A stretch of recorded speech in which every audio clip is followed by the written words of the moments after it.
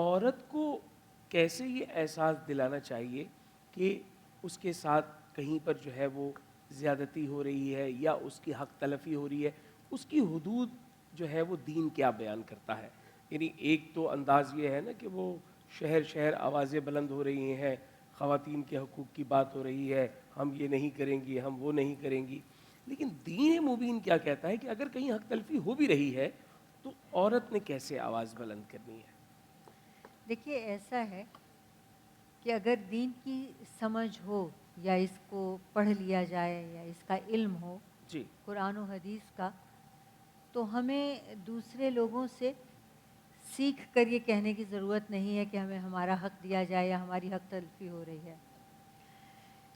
دنیا میں وہ لوگ جو قومیں بہت ترقی کر چکی ہیں، میں یونان کی بات کروں گی جو سب سے زیادہ تہذیب یافتہ رہا کسی زمانے میں، وہاں پر بھی 66 سال 66 ایئرس ان کی کورٹس میں یہ مقدمہ چلتا رہا کہ عورت ذات کو انسان ماننا بھی چاہیے کہ نہیں۔ اس کے بعد مقدمہ عورت کے حق میں ہوا تو ایک شک یہ لگا دی گئی کہ یہ انسان تو ہے، کہ بولتی ہے بلکہ مرد سے زیادہ بولتی ہے، مگر نچلے درجے کا انسان۔ ٹھیک ہے۔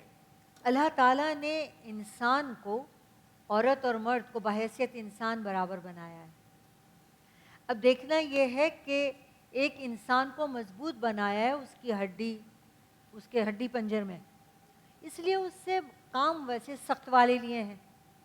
دوسرے کو دوسری طرح کا مضبوط بنایا ہے اس کی ممتا میں، اس کے صبر میں، اس کی محبت میں، اس کے ایثار میں۔ وہ جتنی مضبوط ہے اتنا مرد مضبوط نہیں ہے، جتنا مرد کما سکتا ہے محنت کر سکتا ہے اتنی وہ نہیں کر سکتی۔